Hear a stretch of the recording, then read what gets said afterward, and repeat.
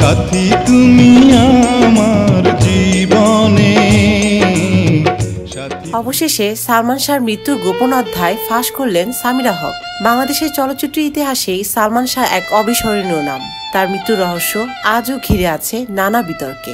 কেউ বলেন এটা আত্মহত্যা, আবার কেউ দাবি করেন তিনি খুন হয়েছেন। প্রায় 3 দশক পার হলেও এর প্রশ্নের উত্তর আজও মেলেনি। বছর 2 আগে এক টেলিভিশন সাক্ষাৎকারে সালমান শাহর সাবেক স্ত্রী সামিরা হক জানান, সালমান শাহ মানসিকভাবে ছিলেন সুইসাইডাল বাই নেচার, অর্থাৎ আত্মহত্যার প্রবণতা তার মধ্যে ছিল। 1992 সালে মাত্র 21 বছর বয়সে সালমান শাহ বিয়ে করেন তার খালার বান্ধবীর মেয়ে সামিরা হককে।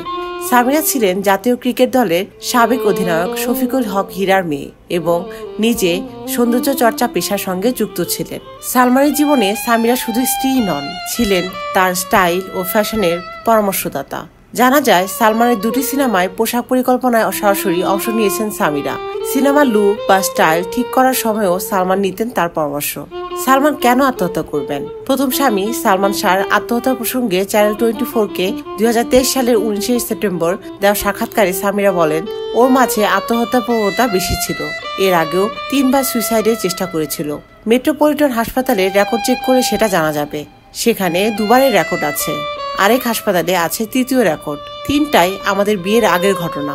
3টা ঘটনাই আমি জানি। তবুও প্রশ্ন রয়ে গেছে, বাংলা সিনেমার এই কিংবদন্তি নায়ক সত্যি কি আত্মহত্যা করেছিলেন, নাকি তার মৃত্যুর আড়ালে লুকিয়ে আছে কোনো গভীর ষড়যন্ত্র?